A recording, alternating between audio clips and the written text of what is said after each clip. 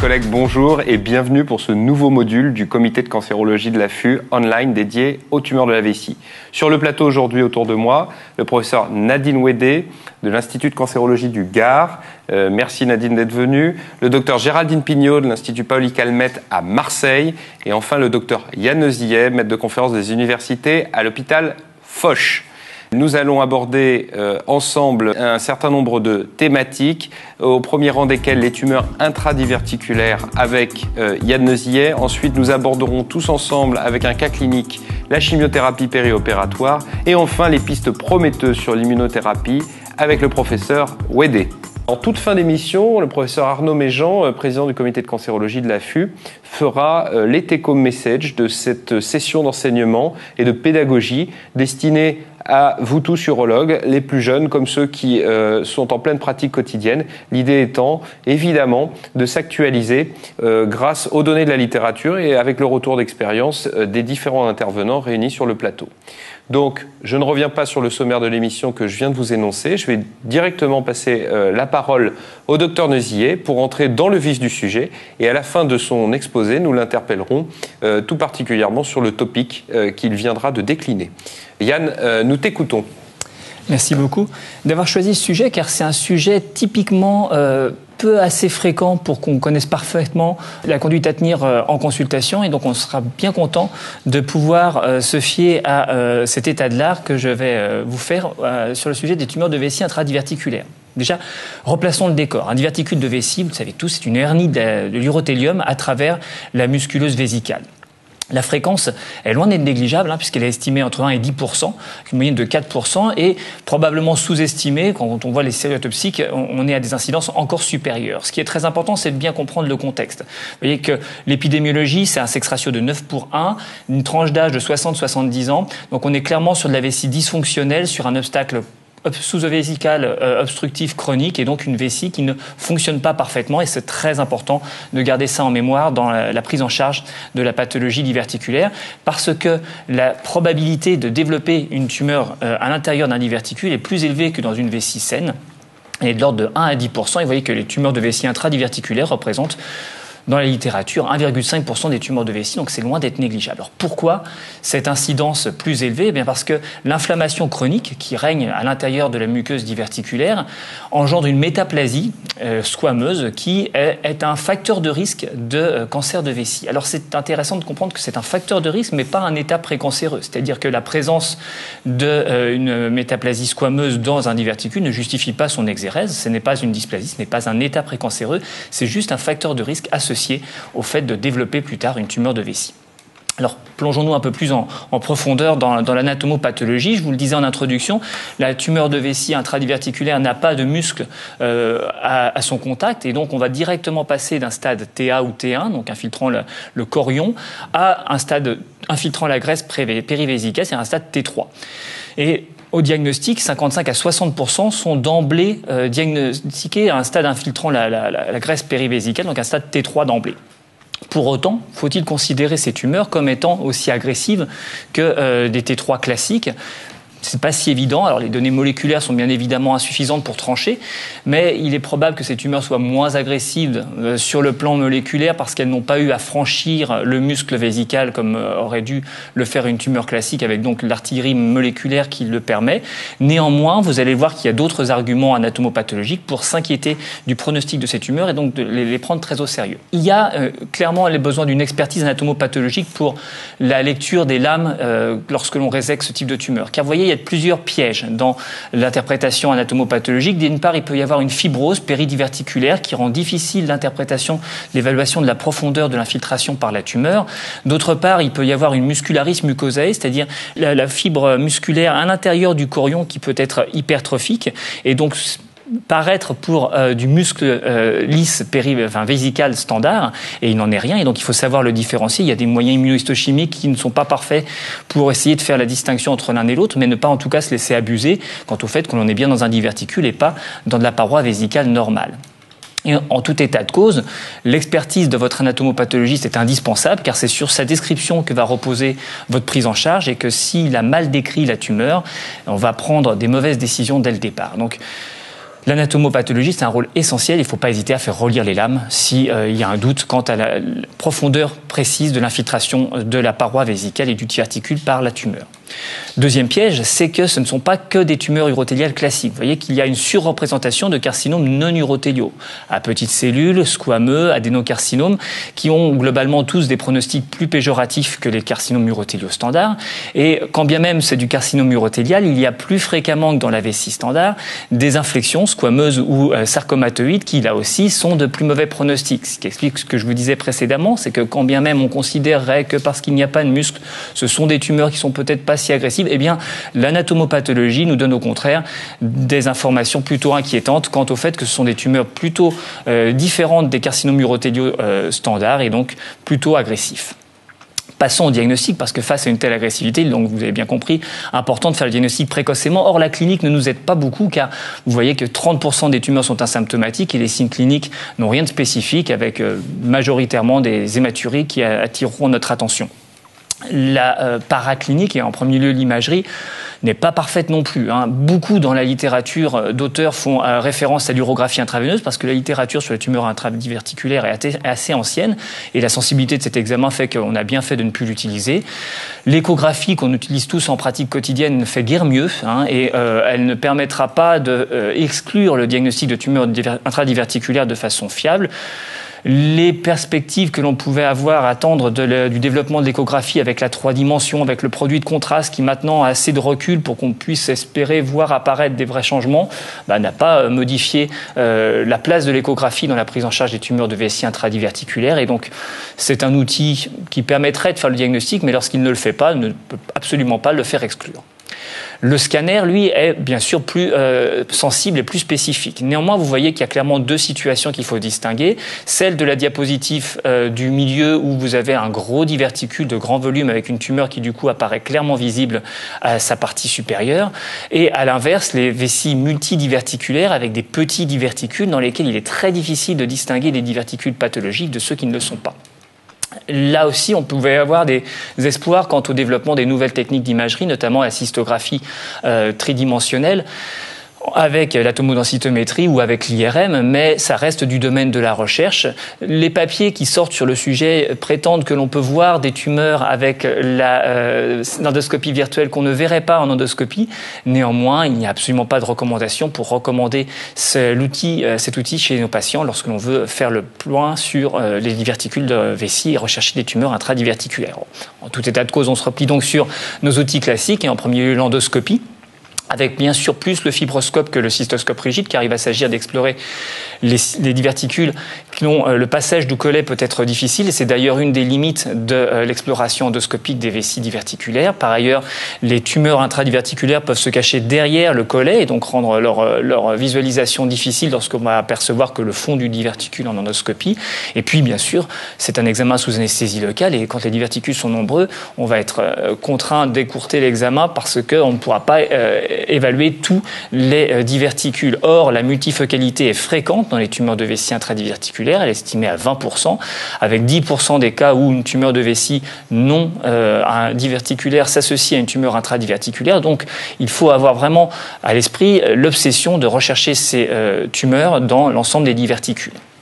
On aura ensuite donc recours à la résection endoscopique pour faire le diagnostic histologique, comme dans toute tumeur de vessie, et elle répondra d'ailleurs aux mêmes exigences que toute résection endoscopique, c'est-à-dire qu'elle devra être complète, si besoin répétée par une seconde résection en cas de doute sur la complétude de la résection, et elle aura des difficultés particulières au fait que l'on est dans un diverticule, c'est l'étroitesse du collet qui pourra empêcher le résecteur de rentrer dans le diverticule, et il ne faudra pas hésiter à inciser le collet du diverticule pour pouvoir faciliter l'accès à la tumeur par le résecteur, l'angle de vision qui sera forcément plus limité, notamment pour ces fameuses tumeurs à l'arrière du collet, et un risque de perforation, qui vous le savez est un écueil de la résection endoscopique, qui sera plus élevé du fait de l'absence de muscle. Forcément, moindre perforation à travers la muqueuse du diverticule se traduit par une atteinte de la graisse périvésicale. L'alternative qui a été rapportée par certains auteurs est d'utiliser la biopsie à la pince froide en remplacement de la résection endoscopique. C'est une possibilité. En pratique, il n'y a pas d'études comparatives qui permettent de dire que l'un est mieux que l'autre. Et donc, en tout état de cause, c'est au cas par cas, en fonction de la situation où il faudra faire ce qu'il y a de mieux. Et on peut utiliser, effectivement, si besoin s'en fait sentir, la biopsie à la pince froide, si c'est le meilleur moyen de retirer la tumeur, mais toujours avec l'idée de prendre la profondeur, comme dans une résection endoscopique, pour pouvoir avoir le stade exact. Passons au traitement. Donc, quels moyens avons-nous pour traiter les tumeurs de vessie intradiverticulaires ? D'abord, il y a bien sûr la résection endoscopique de vessie. Elle va être complète, comme toute résection endoscopique de vessie, et on pourrait utiliser des instillations. Alors, qu'en est-il de la littérature sur les instillations dans les tumeurs de vessie intradiverticulaires ? Vous voyez qu'elle est ancienne et qu'elle est assez modeste, avec peu de cas rapportés. Des chimiothérapies intravésicales qui ne sont pas les mêmes que celles que nous utilisons, puisqu'il ne s'agissait pas de la mitomycine C, du BCG, avec toujours cet écueil de savoir si, dans une vessie dysfonctionnelle, on ne va pas avoir une mauvaise évacuation du produit instillé et donc un risque de toxicité supplémentaire ou un défaut d'efficacité si le produit n'accède pas correctement aux diverticules concernés. Donc, en pratique, les collets larges sont un préalable requis pour pouvoir faire des instillations de bonne qualité et il faut mieux éviter les patients qui ont une vessie très dysfonctionnelle avec un résidu post-mictionnel très important. La deuxième technique, et c'est celle à laquelle on pense en premier lieu devant un diverticule de vessie, c'est la diverticulectomie, la cystectomie partielle. Très séduisante, dire que l'on ne va retirer que le diverticule et épargner le reste de la vessie. Malheureusement, vous voyez que les données de la littérature sont assez inquiétantes. On a bien sûr les 60% de T3 sur lesquels on a discuté en introduction, mais aussi 33% de marge positive sur la section du diverticule et une survie sans récidive qui n'est que de 50%, ce qui a fait discuter l'intérêt de techniques complémentaires. En premier lieu, le curage ganglionnaire, et on ne sait pas s'il y a lieu de faire un curage ganglionnaire homo ou bilatéral en cas de cystectomie ou de diverticulectomie, cystectomie partielle ou de diverticulectomie pour une tumeur intradiverticulaire. Les données de la littérature modeste montrent 3% de PN+, donc pas une rentabilité extraordinaire. Néanmoins, s'agissant de traiter une tumeur de vessie intradiverticulaire comme une autre tumeur de vessie, il n'y a pas de rationnel à ne pas faire un curage ganglionnaire. Est-ce qu'il y a lieu de faire une radiothérapie ou une chimiothérapie associée à cette technique chirurgicale? Eh bien là aussi, la littérature est encore pauvre, donc peu facile de conclure. Ce qui est certain, c'est qu'il y a deux grands écueils qu'il faut souligner. Les diverticules multiples qui font qu'on ne va pas pouvoir être certain d'avoir fait l'exérèse de toutes les zones malades de la vessie. Et donc, faut-il faire une exérèse préventive de ces diverticules en cas de diverticules multiples? Probablement pas. Ce sont probablement de mauvaises indications. Certainement qu'il vaut mieux se faire la cystectomie ou la partielle ou la diverticulectomie en cas de diverticule unique. Et la morbidité de cette technique chirurgicale comparée à celle de la cystectomie totale, notamment lorsqu'on a besoin d'avoir recours à une chirurgie de rattrapage qui n'a pas été évaluée et qui reste un vrai problème lorsqu'on expose la technique aux patients. Alors enfin, il y a bien sûr la technique de référence en cas de tumeur de vessie infiltrant le muscle que l'on peut appliquer à la tumeur de vessie intradiverticulaire qui est la cystectomie totale.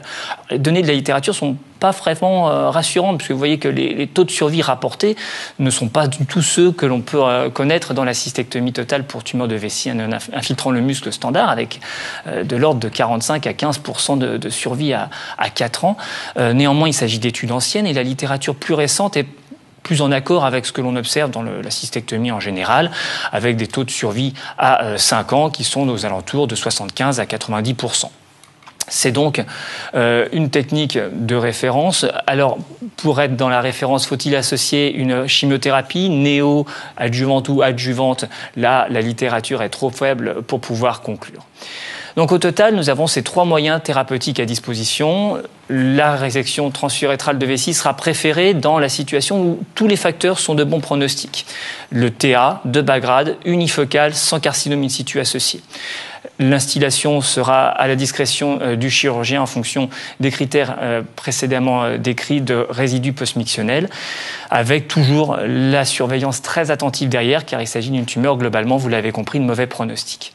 Lorsque l'on a affaire à une tumeur T1 bas grade unifocale sans carcinome in situ. La diverticulectomie est une option alternative à la résection transurétrale de vessie. Et c'est certainement la seule situation dans laquelle on peut proposer sereinement cette indication chirurgicale. Dès que l'on a affaire à une tumeur de haut grade, multifocale ou avec du carcinome in situ associé, il sera plus prudent d'avoir recours à la cystectomie totale pour traiter ces patients. Donc les take-home messages à garder de cette présentation sont que les tumeurs de vessie intradiverticulaires sont des tumeurs avec des spécificités pathologiques, comme le disait Morgane en introduisant le sujet. Il s'agit plus fréquemment de tumeurs infiltrant la graisse périvésicale, plus fréquemment de carcinomes non urothéliaux et donc plus agressifs, que dans notre évaluation diagnostique, nous avons un risque de sous-évaluation constant au moment de l'endoscopie, des examens d'imagerie, de la résection, et qu'au niveau thérapeutique, on ne peut pas recommander la même chose à stade équivalent que dans une tumeur de vessie n'infiltrant pas le muscle, notamment dans les traitements conservateurs, et qu'il faut avoir beaucoup plus tôt recours à un traitement d'exérèse complet avec une cystectomie totale. Merci Yann. Reste sur cette diapositive s'il te plaît. On va pouvoir discuter un petit peu en plateau là, de ce dont tu viens de nous parler. Je crois que c'est quelque chose d'important parce que c'est pauvre dans la littérature, mais on le rencontre assez souvent finalement dans nos pratiques quotidiennes. La première question que j'ai envie de te poser, c'est finalement ce diverticule, tu nous l'as dit en préambule, on constate qu'il y a une tumeur de vessie dans le diverticule, mais ce diverticule, il traduit surtout une hernie de la vessie, une vessie qui est probablement malade, parfois obstruée par un adénome de la prostate. Est-ce que tu as vu des éléments dans la littérature, par-delà l'oncologie, qui te laissaient à dire que chez ces patients sur lesquels on allait réséquer dans le diverticule, qui a une vessie qui est probablement une vessie de lutte, est-ce qu'il fallait faire une évaluation urodynamique de ces malades? Est-ce qu'il y a des éléments qui laissent à penser qu'il faut compléter le bilan par-delà l'oncologie? Ou est-ce qu'il faut rester sur du bon sens pragmatique et qu'il n'y a pas de recommandation du comité de neuro-uro ou d'autres sociétés savantes? La littérature se focalise sur le problème carcinologique. Et en aucun cas, les auteurs discutent de l'évaluation de la vessie. Mais comme tu le dis, il faut rester sur du bon sens. C'est-à-dire qu'on ne va pas s'acharner à conserver une vessie si de toute façon elle est peu fonctionnelle chez un patient qui est très gêné par des symptômes obstructifs. Dans ces cas-là, le plus sécurisant, aussi bien au niveau carcinologique que pragmatiquement pour améliorer la qualité de vie du patient et lui proposer une cystectomie totale. Si les critères sont présents, on peut tout à fait lui proposer un remplacement de vessie. Parce qu'un autre sujet qu'on avait eu l'occasion de traiter lors d'un des congrès de l'AFU, c'était la possibilité d'une RTUP, d'une RTV concomitante. Et on avait conclu à l'époque que en cas de tumeur multifocale de la vessie, il n'était pas sage de réaliser ce geste. Et on peut être tenté de le faire en se disant « Oh, j'ai une vessie qui est extrêmement abîmée, il y a un obstacle. » Et c'est pas pour autant résoudre le problème, j'allais dire, fonctionnel que de réséquer. Et on peut ensemencer sur le tractus. Donc, franchement, être prudent là-dessus. Tu nous l'as redit, ce sont des tumeurs multifocales volontiers. Il peut y avoir, alors tu le disais sur le plan pratique, ce collet, les anses qu'on a actuellement de résection ne sont pas obligatoirement propices à cette résection. Peut-être que le nouveau matériel qui est en cours d'évaluation, pas d'évacuation, c'est les copeaux qu'on veut évacuer, d'évaluation, c'est les résections monoblocs. Et ce sera peut-être plus propice à l'utilisation dans les collets. Qu'est-ce que tu en penses?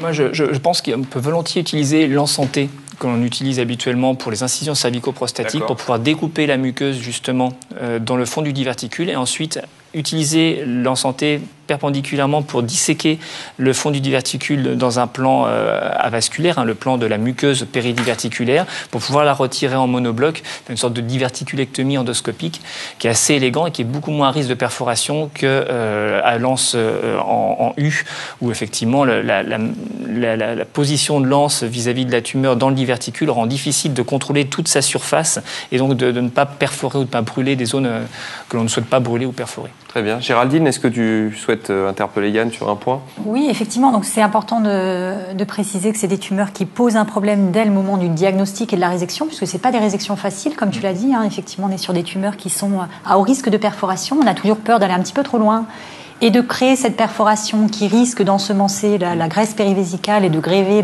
le pronostic. Moi, ma question, c'était sur les traitements conservateurs. Est-ce que tu penses que chez un patient qui a des comorbidités, qui est âgé, est-ce qu'on ne va pas plus volontiers aller vers un traitement de type diverticulectomie et on sera un petit peu plus radical peut-être chez un patient jeune? Est-ce que c'est quelque chose que tu prends en compte dans tes décisions?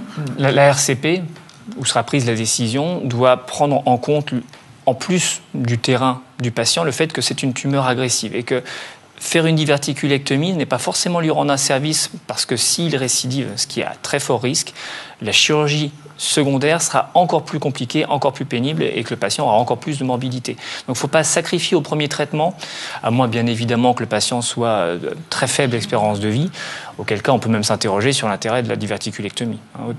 Très bien, merci. Et Nadine, peut-être un point, même si ce n'est pas ton quotidien, alors, c'est particularité pas mon quotidien, anatomique. Mais il y a vraiment une question qui m'interpelle, c'est la plus grosse difficulté, c'est le sous-staging. On l'a bien compris dans ton exposé pour ces patients. Alors moi, j'ai deux questions. Quand tu trouves en cysto une tumeur sur ta RTUV qui va être T1, est-ce que tu fais un scan abdomen-pelvis systématique à la recherche d'une atteinte ganglionnaire? Et est-ce qu'il y aurait une place pour une évaluation de type IRM pelvienne? Parce qu'on voit bien, c'est souvent multiple, c'est compliqué. On a bien compris que techniquement, pour vous, l'explorer, c'est compliqué. Et on a certainement besoin de développer des outils pour améliorer le staging et prendre la bonne décision, comme tu l'as très clairement montré. Alors, le scanner avec injection et surtout avec les temps tardifs, avec le remplissage vésical, va permettre d'avoir un bilan d'extension locale un peu plus précis. Donc, l'IRM, certes, fait très bien, mais sur les vessies diverticulaires comme ça, il faut vraiment avoir de très bons radiologues et donc pas facile de recommander d'utiliser davantage cet examen que l'uroscanner, qui est finalement plus facile à relire et avec un risque d'erreur qui est moins important. Donc, favoriser l'uroscanner, qui reste l'examen de référence pour le bilan d'extension. Et effectivement, dès qu'on voit une tumeur de vessie intradiverticulaire, c'est ce que préconisent la plupart des auteurs qui sont intéressés au sujet, il faut la considérer comme d'emblée invasive. Et donc, ne pas hésiter à faire l'uroscanner avant la résection, de manière à gagner du temps, à ne pas être embêté par les artefacts liés à la résection et avoir un bilan d'extension d'emblée, ce qui permettra, une fois qu'on a l'histologie, de pouvoir d'emblée enchaîner sur une prise en charge adaptée. Merci. Je crois que c'était un point important parce que pas directement traité dans les recommandations qui émanent de notre sous-comité et je crois qu'en pratique quotidienne, c'est quand même des situations auxquelles on est confronté.